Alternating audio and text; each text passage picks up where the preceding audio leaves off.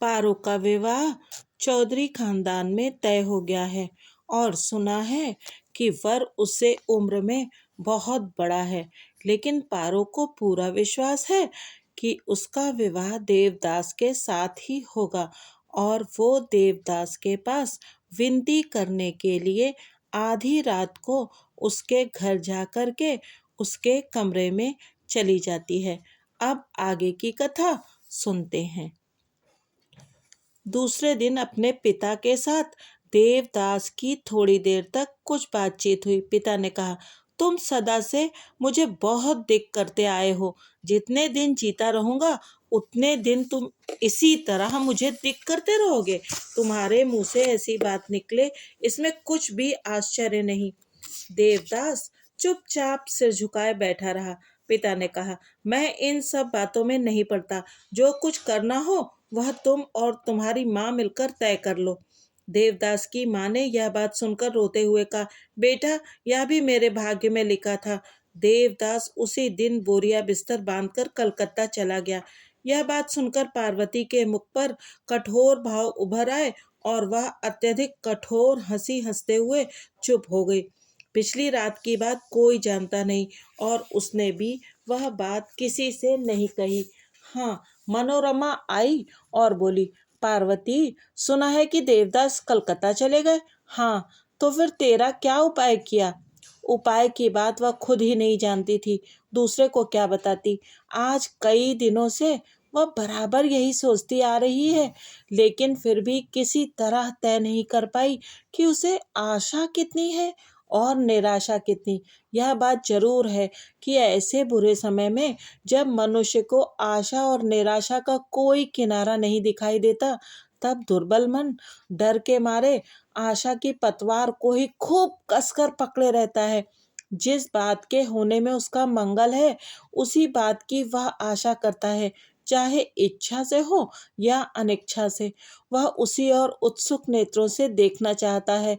पार्वती भी इस अवस्था में बहुत कुछ जोर लगाकर आशा कर रही थी कि कल रात वाली बात अवश्य ही विफल ना होगी। विफल होने पर उसकी क्या दशा होगी, इसका विचार उसकी चिंता की सीमा से बाहर की बात थी। इसलिए वह सोच रही थी कि देवदा फिर आएंगे और मुझे पुकार कर कहेंगे, पारो, जहाँ तक मेरा बस चलेगा मैं तुम्हें दूसरे के हाथ न दे सकूंगा। 2 ही दिन बाद पार्वती को एक पत्र मिला।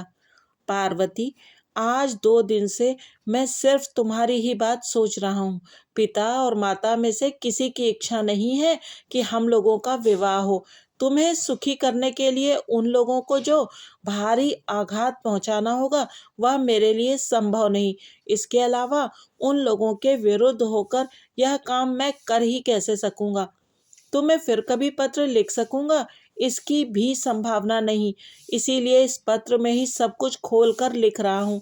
तुम्हारा घर नीच है। कन्या को खरीदने बेचने वाले घर की लड़की माँ किसी भी तरह अपने घर में नहीं लाएंगी और घर के पास ही समधियाना करना भी उन्हें बहुत नापसंद है। बाबूजी की सब बात तो तुम जानती ही हो। उस रात की बात याद करके मुझे बहुत ही क्लेश हो रहा है। कारण यह बात मैं बहुत अच्छी तरह जानता हूँ कि तुम्हारे जैसी स्वाभिमानी लड़की ने कितनी विवशता में वह काम किया होगा। एक बात और है, यह बात कभी मेरे ध्यान में नहीं आई कि मैं तुम्हें इतना अधिक चाहता हूँ कि तुम्हें पत्नी बनाऊं। आज भी मैं अपने हृदय में तुम्हारे लिए कुछ बहुत अधिक कष्ट का अनुभव नहीं कर रहा हूँ। मुझे केवल इसी बात का दुख है कि तुम मेरे लिए कष्ट पाओगी। कोशिश करके मुझे भूल जाना और मैं हृदय से आशीर्वाद देता हूँ कि तुम इसमें सफल रहो। देवदास।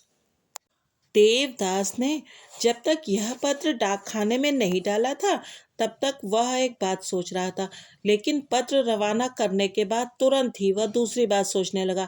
अपने हाथ का ढेला फेंकने के बाद वह एकटक उसी तरफ देखता रहा। उसके मन में एक अनिर्दिष्ट शंका धीरे धीरे जड़ पकड़ रही थी। वह सोच रहा था कि वह ढेला पारो के सिर पर किस तरह पड़ेगा। क्या उसे बहुत तेज चोट लगेगी? वह बच तो जाएगी। पोस्ट ऑफिस से घर लौटते समय रास्ते में पग पग पर देवदास को यही ध्यान होता था कि उस रोज रात को मेरे पैरों पर सिर रखकर पार्वती कितना रोई थी। क्या ये काम अच्छा हुआ? सबसे बढ़कर देवदास यह सोच रहा था कि जब खुद पार्वती का कोई दोष नहीं है तो फिर माता पिता क्यों मना करते हैं।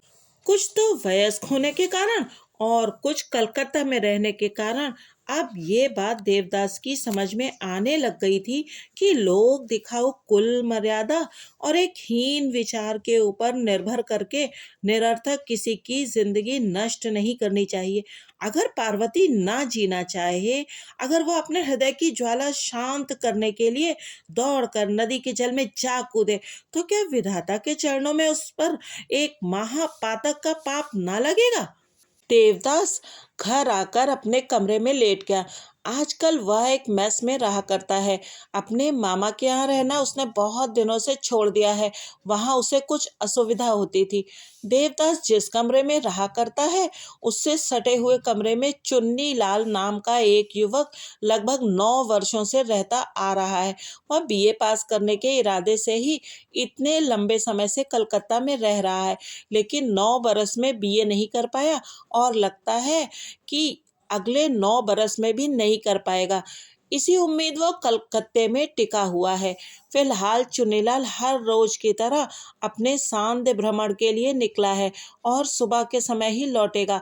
बासे में अभी और कोई नहीं आया है। नौकरानी आकर दिया जला गई और देवदास अपने कमरे का दरवाजा बंद करके लेट गया। इसके बाद एक एक करके सभी लोग लौटकर आ गए। भोजन के समय लोगों ने देवदास को पुकारा, लेकिन वो उठा नहीं।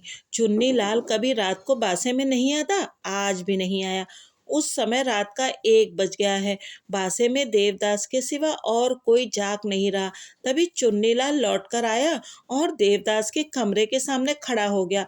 दरवाजा बंद है, लेकिन अंदर रोशनी चल रही है। उसने पुकारा, देवदास जाग रहे हो? देवदास ने अंदर से उत्तर दिया, हाँ, आज इतनी जल्दी आ गए? चुन्नीलाल कुछ हंसकर बोला, हाँ, आज शरीर कुछ ठीक नहीं है। यह कहकर वह चला गया। कुछ देर बाद वह फिर लौट कर आया और बोला, देवदास जरा दरवाजा खोल सकते हो? हाँ हाँ, खोल सकता हूँ, क्यों? तम्बाकू का इंतजाम है? हाँ है। यह कहकर देवदास ने दरवाजा खोल दिया। चुन्नीलाल तम्बाकू भरने बैठ गया और बोला, देवदास तुम अभी तक जाग क्यों रहे हो? अरे, नींद क्या रोज आया करती है? नहीं आती? चुन्नीलाल ने कुछ मजाक उड़ाते हुए कहा, मैं समझता था कि तुम्हारे जैसे अच्छे लड़के कभी आधी रात का मुंह नहीं देखते होंगे, लेकिन आज मुझे एक नई शिक्षा मिली। देवदास ने कोई उत्तर नहीं दिया। चुन्नीलाल ने मजे में तम्बाकू पीते हुए कहा, देवदास, जब से तुम घर से लौट कर आए हो तब से मालूम होता है कि तुम्हारा चित्त ठिकाने नहीं है। कोई क्लेश है? देवदास उस समय अनमनस्क हो गया था। उसने कोई उत्तर नहीं दिया। तुम्हारा मन ठिकाने नहीं है, क्यों? यही बात है ना? देवदास अचानक उठकर बिछौने पर बैठ गया और व्यग्र भाव से उसके मुंह की ओर देखकर बोला, अच्छा चुन्नी बाबू, तुम्हारे मन में क्या कोई क्लेश नहीं है? चुन्नीलाल हंस पड़ा, बिल्कुल नहीं। इस जीवन में कभी कोई क्लेश नहीं पाया। आखिर ये क्यों पूछ रहे हो? मुझे सुनने का शौक है। अच्छा, तो फिर किसी दिन सुनना। देवदास ने पूछा, अच्छा चुन्नीलाल, तुम रात भर रहते कहाँ हो? चुन्नीलाल ने कुछ मुस्कुराते हुए कहा, सो क्या तुम जानते नहीं हो? जानता तो हूँ, मगर ठीक तरह से नहीं जानता। चुन्नीलाल का चेहरा मारे उत्साह के खिल उठा। इस तरह की चर्चा में चाहे और कुछ भी ना हो, फिर भी आंखों देखे की एक शर्म होती है, लेकिन दीर्घ अभ्यास से चुन्नीलाल उसे भूल चुका है। उसने कौतुक के साथ आंखें बंद करके कहा, देवदास, अच्छी तरह जानने के लिए ठीक मेरी ही तरह होने की जरूरत है। कल हमारे साथ चलोगे? देवदास ने पहले तो कुछ देर तक सोचा, फिर उत्तर दिया, सुना है कि वहाँ खूब मजा भी आता है और कोई कष्ट नहीं रह जाता। क्या ये ठीक है? बिल्कुल, 16 आने ठीक है। अगर यही बात है तो फिर मुझे भी ले चलना, मैं चलूंगा। दूसरे दिन संध्या से कुछ पहले ही चुन्नीलाल ने देवदास के कमरे में पहुंचकर देखा कि वह बहुत जल्दी जल्दी अपना सामान बांधकर दुरुस्त कर रहा है। चकित होकर चुन्नीलाल ने पूछा, यह क्या, चलोगे नहीं? देवदास ने बिना किसी और देखे कहा, हाँ चलूंगा, क्यों नहीं। तब ये सब क्या कर रहे हो? जाने का इंतजाम कर रहा हूँ। चुन्नीलाल ने कुछ मुस्कुराते हुए सोचा कि तैयारी कुछ बुरी नहीं है और पूछा, क्या सारा घर बार भी साथ ही ले चलोगे? नहीं तो किसके पास छोड़ जाऊंगा? चुन्नीलाल समझ नहीं पाया। उसने कहा, आखिर मैं अपना सारा सामान किसके पास रख कर जाता हूँ? सब तो यहीं बासे में पड़ा रहता है। देवदास ने सहसा होश में आकर कुछ लज्जित भाव से कहा, चुन्नी बाबू, आज मैं घर जा रहा हूँ। यह क्यों, और लौटोगे कब? देवदास ने सिर हिलाकर कहा, अब मैं नहीं आऊंगा। चुन्नीलाल चकित होकर उसके मुंह की ओर देखने लगा। देवदास कहने लगा, ये रुपए लो, लोगों का मेरे जिम्मे जो कुछ बाकी है वह सब इसमें से चुका देना। अगर कुछ बच जाए तो पासे की नौकरानी और नौकर को बांट देना। जितना देना हो वह सब इसी में से चुका देना। अब मैं कभी कलकत्ता नहीं आऊंगा। उसने फिर मन ही मन कहा, कलकत्ता आने से बहुत कुछ चला गया है। आज यौवन के कुहासे से भरे हुए अंधकार को भेद कर मानो उसे दिखाई दे रहा था कि उस दुर्दांत दुर्विनीत किशोर वय का वह पद दलित रत्न इस कलकत्ता की तुलना में कहीं अधिक बड़ा और कहीं अधिक मूल्यवान है। चुन्नीलाल की ओर देखकर देवदास ने कहा, चुन्नी बाबू, शिक्षा, विद्या, बुद्धि, ज्ञान, उन्नति जो कुछ है सब सुख के लिए है। चाहे जिस तरह देखो, अपना सुख बढ़ाने के सिवा यह सब और कुछ भी नहीं है। चुन्नी लाल ने उसे बीच ही में रोक कर कहा, तो क्या अब तुम लिखना पढ़ना सब कुछ छोड़ दोगे? बिल्कुल। अगर मुझे पहले ये मालूम होता कि सिर्फ इतना पढ़ने लिखने से ही मेरा इतना अधिक नुकसान हो जाएगा तो मैं इस जन्म में कभी कलकत्ता का मुंह भी न देखता। आखिर तुम्हें हो क्या गया है? देवदास सोचने लगा। फिर कुछ देर बाद बोला, अगर फिर कभी भेंट होगी तो सब बातें बताऊंगा। उस समय रात के लगभग 9 बजे थे। बासे के सब लोगों ने और चुन्नीलाल ने अतिशय विस्मित होकर देखा कि देवदास गाड़ी पर अपना सारा असबाब रखकर और बासा छोड़कर मानो सदा के लिए अपने घर चला गया। उसके चले जाने पर चुन्नीलाल ने नाराज होकर बासे के और सब लोगों से कहा, इस तरह के रंगे सियारों को कोई जल्दी नहीं पहचान सकता है। बुद्धिमान और दूरदर्शी मनुष्यों का स्वभाव होता है कि वे सिर्फ एक बार जरा सा देखकर ही किसी चीज के दोष या गुण के बारे में अपनी राय प्रकट नहीं करते। वे सब ओर से विचार किए बिना पूरी धारणा नहीं बना लेते। दो तरफ से देखकर चारों ओर की बातें नहीं कहते। एक और किस्म के लोग भी होते हैं जो इनसे बिल्कुल विपरीत होते हैं। ऐसे लोगों में किसी बात पर अधिक देर तक विचार करने का धीरज नहीं होता। जहां उनके हाथ में कोई चीज आई वे तुरंत ही निश्चय कर लेते हैं कि ये भली है अथवा बुरी। किसी बात की तह तक पहुंचकर उसे देखने के लिए जितने परिश्रम की आवश्यकता होती है उसका काम ये लोग अपने विश्वास के जोर पर ही चला लेते हैं। यह बात नहीं है कि इस तरह के लोग संसार में कुछ अधिक काम नहीं कर सकते हैं, बल्कि अनेक अवसरों पर तो ये लोग अक्सर अधिक काम भी कर जाते हैं। अगर भाग्य प्रसन्न हो तो ऐसे लोग उन्नति के सर्वोच्च शिखर पर भी दिखाई पड़ते हैं, और नहीं तो फिर अवनति के गहरे गड्ढे में सदा के लिए सो जाते हैं। फिर उठ नहीं सकते, बैठ नहीं सकते, प्रकाश की ओर नहीं देखते, निश्चल और मृत होकर जड़ पदार्थ की तरह पड़े रहते हैं। देवदास भी इस श्रेणी का मनुष्य था। दूसरे दिन सुबह सवेरे वह घर जा पहुंचा। माँ ने चकित होकर पूछा, देवदास, क्या कॉलेज में फिर छुट्टियां हो गई हैं? देवदास सिर्फ हाँ कहकर अनमनस्क व्यक्ति की तरह आगे बढ़ गया। पिता के प्रश्न का उत्तर भी वह कुछ इसी तरह देकर उनसे कन्नी काटकर चला गया।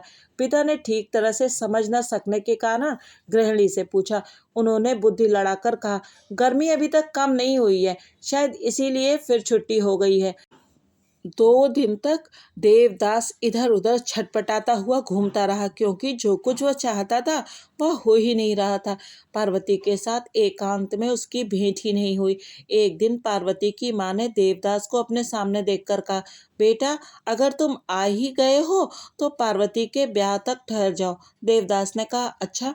दोपहर का भोजन आदि करने के बाद पार्वती पोखर पर पानी लाने के लिए जाया करती है। बगल में पीतल की कलसी लेकर आज भी घाट पर आकर खड़ी हो गई। देखा कि पास ही देवदास एक बेर के पेड़ की आड़ में पानी में बंसी डाले बैठा हुआ है। एक बार उसके मन में आया कि यहाँ से लौट चलूं, फिर मन में आया कि चुपचाप जल भरकर चली जाऊं, लेकिन वह दोनों में से एक काम भी जल्दी न कर सकी। जब वह घाट पर कलसी रखने लगी तब शायद कुछ आवाज़ हुई, जिससे देवदास ने सिर उठाकर उसकी ओर देखा। इसके बाद उसने हाथ से इशारा करते हुए पुकार कर कहा, पारो, जरा सुन जाओ। पार्वती धीरे धीरे उसके पास जाकर खड़ी हो गई। देवदास ने सिर्फ एक बार सिर ऊपर उठाया, फिर वह बहुत देर तक शून्य दृष्टि से जल की ओर देखता रहा। पार्वती ने पूछा, देवदा, मुझे कुछ कहना है? देवदास ने बिना किसी और देखे कहा, हाँ, बैठो। पार्वती बैठी नहीं, सिर नीचा किए खड़ी रही।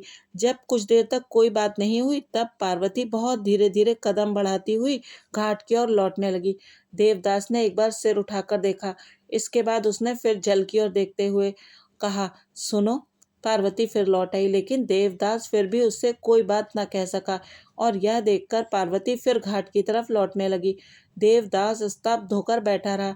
थोड़ी देर बाद उसने घूमकर देखा कि पार्वती जल लेकर चलना चाहती है। तब वह बंसी एक किनारे रखकर घाट के पास आ खड़ा हुआ और बोला, मैं आ गया हूँ। पार्वती ने सिर्फ कलची जमीन पर रख दी, लेकिन कुछ कहा नहीं। मैं आ गया हूँ पारो। पार्वती पहले तो कुछ देर तक चुप रही और अंत में बहुत ही कोमल स्वर में बोली, कैसे आना हुआ? तुम्हें पत्र लिखा था, याद नहीं है? नहीं। यह क्या पारो, उस रात की बात याद नहीं है? याद तो है, लेकिन अब उस बात से मतलब? उसका कंठस्वर स्थिर लेकिन बहुत ही रूखा था। देवदास ने उसका मर्म नहीं समझा और कहा, मुझे माफ करो पारो, तब मैंने इतना नहीं समझा था।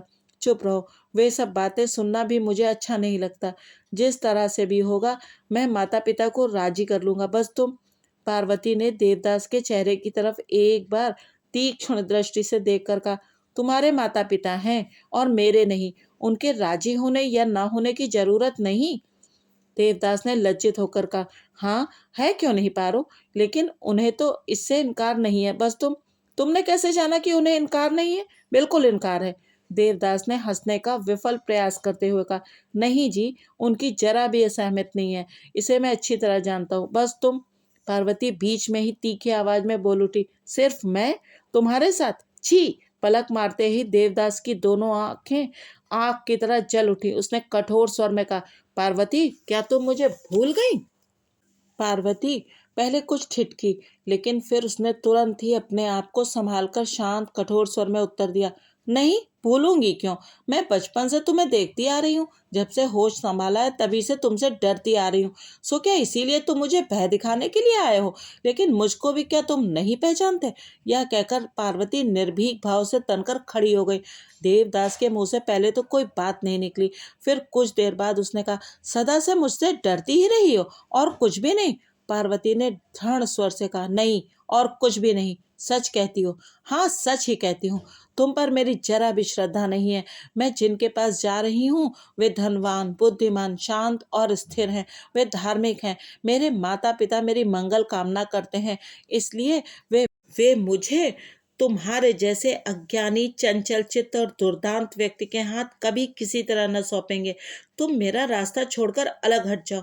देवदास ने पहले तो कुछ इधर उधर किया, एक बार मानो रास्ता छोड़ने के लिए भी वह तैयार हो गया, लेकिन फिर तुरंत ही दृढ़ता पूर्वक मुंह उठाकर बोला, इतना अहंकार? पार्वती ने सिर उठाकर कहा, क्यों नहीं होगा? तुम अहंकार कर सकते हो तो मैं क्यों नहीं कर सकती? तुम में रूप है, गुण नहीं है। मुझ में रूप है और गुण भी है। तुम लोग बड़े आदमी हो, लेकिन मेरे पिता भी भीख नहीं मांगते फिरते। इसके सिवा आगे चलकर मैं खुद भी तुम लोगों पर शायद भारी ही पड़ूं, यह जानते हो? देवदास अवाक हो गया। पार्वती फिर कहने लगी, तुम सोच रहे हो कि तुम मेरा बहुत अधिक नुकसान कर सकोगे? अधिक ना सही, लेकिन कुछ नुकसान जरूर कर सकते हो, यह मैं जानती हूँ। अच्छा, वही करो, बस मेरा रास्ता छोड़ दो। देवदास ने स्तब्ध होकर पूछा, नुकसान कैसे करूंगा? पार्वती ने तुरंत ही उत्तर दिया, मेरी बदनामी करके। अच्छा जाओ, बदनामी ही कर लेना। यह सुनकर देवदास हक्का बक्का होकर उसे देखने लगा। उसके मुंह से केवल इतना ही निकला, मैं तुम्हारी बदनामी करूंगा? पार्वती ने जहरीली हंसी हंसकर कहा, जाओ आखिरी वक्त मेरे नाम पर कलंक भरी घोषणा कर दो। उस रात को मैं तुम्हारे पास अकेली गई थी, यही बात चारों तरफ सब पर जाहिर कर दो, इससे तुम्हें बहुत संतोष हो जाएगा। यह कहते कहते पार्वती के गर्वीले क्रोध भरे होंठ कांपते कांपते रुक गए। देवदास का हृदय मारे क्रोध और अपमान के जल उठा। उसने चीख कर कहा, तुम्हारे नाम पर झूठा कलंक लगाकर मैं अपने मन में संतोष प्राप्त करूंगा। दूसरे ही क्षण उसने बंसी की मोटी मुठिया खूब जोर से घुमाते हुए भीषण स्वर में कहा, सुनो पार्वती, अपने रूप पर इतराना अच्छा नहीं है, इससे अहंकार बहुत बढ़ जाता है। इसके बाद उसने अपना स्वर कुछ धीमा करके कहा, देखती नहीं हो कि चंद्रमा में बहुत अधिक रूप है, इसीलिए उस पर काला दाग है, और कमल इतना सफेद है, इसीलिए उस पर भौरे बैठे रहते हैं। आओ तुम्हारे भी चेहरे पर कुछ कलंक का चिन्ह लगा दूं। देवदास के सहने की हद समाप्त हो चुकी थी। उसने बंसी की मुठिया घुमाकर पार्वती के सिर पर खूब जोर से चोट की, जिससे उसके कपोल से लेकर बाईं भौं तक चमड़ी कट गई। पलक झपकते हुए उसका सारा मुंह खून से तर हो गया। पार्वती जमीन पर गिर पड़ी और बोली, अरे देवदा, ये तुमने क्या किया? देवदास ने बंसी को टुकड़े टुकड़े करके जल में फेंकते हुए स्थिर भाव से उत्तर दिया, ज्यादा कुछ नहीं, बहुत मामूली, सिर्फ थोड़ा सा कट गया है।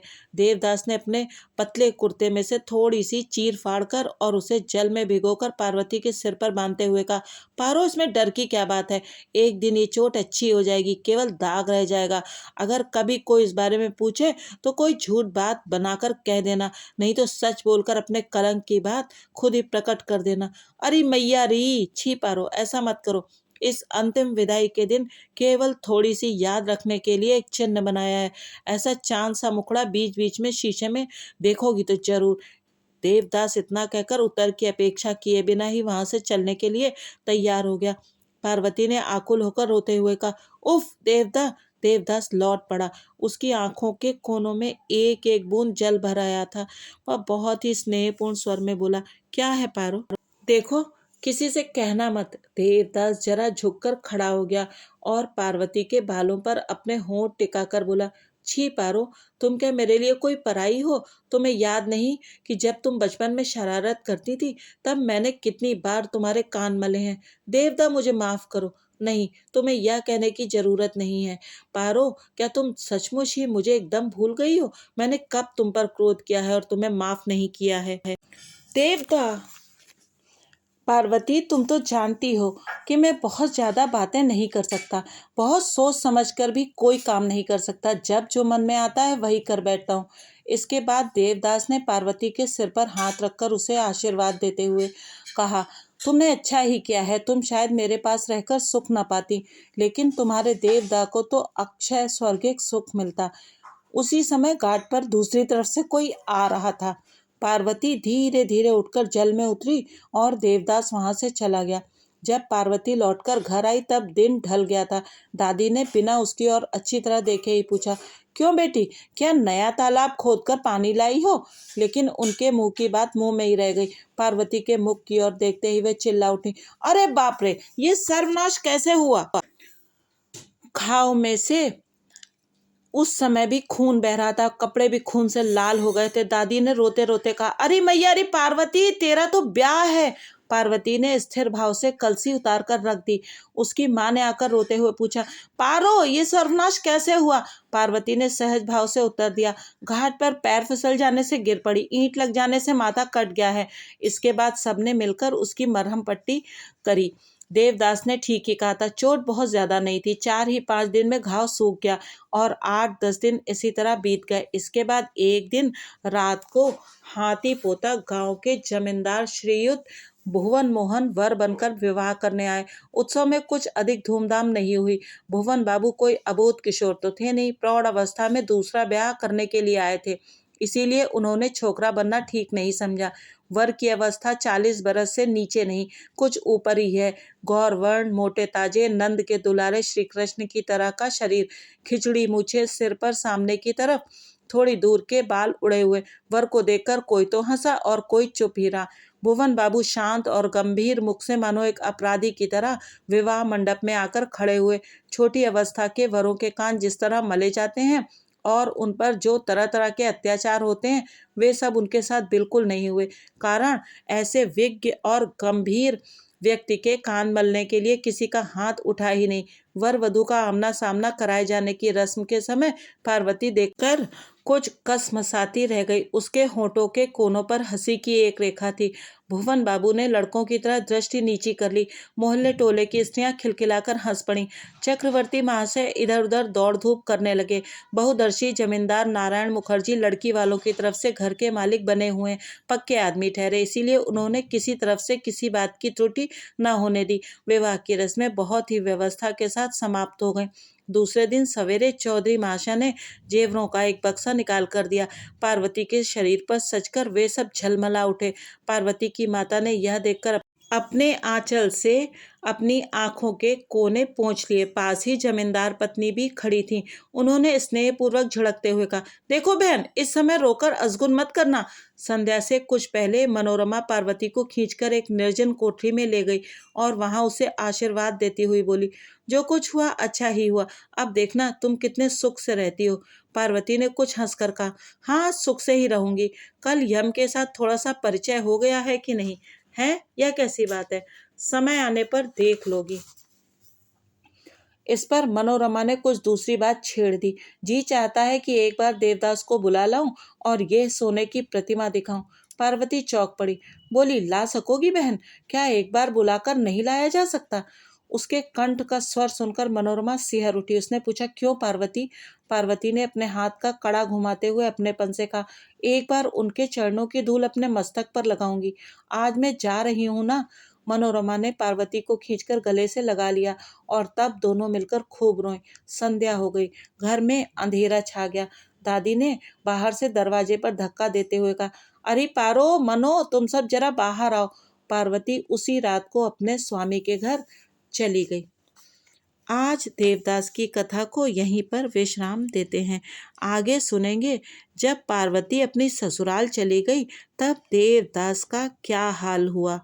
आप बने रहिए यूट्यूबर मौसी की कहानियों के साथ और कृपया चैनल को सब्सक्राइब अवश्य कीजिए और वीडियो को लाइक भी कीजिए। आप सब गुणी बंधुओं के सहयोग के कारण ही मैं यह सब कथाएं आप सबके सम्मुख प्रस्तुत करने में अपने आप को योग्य पाती हूँ।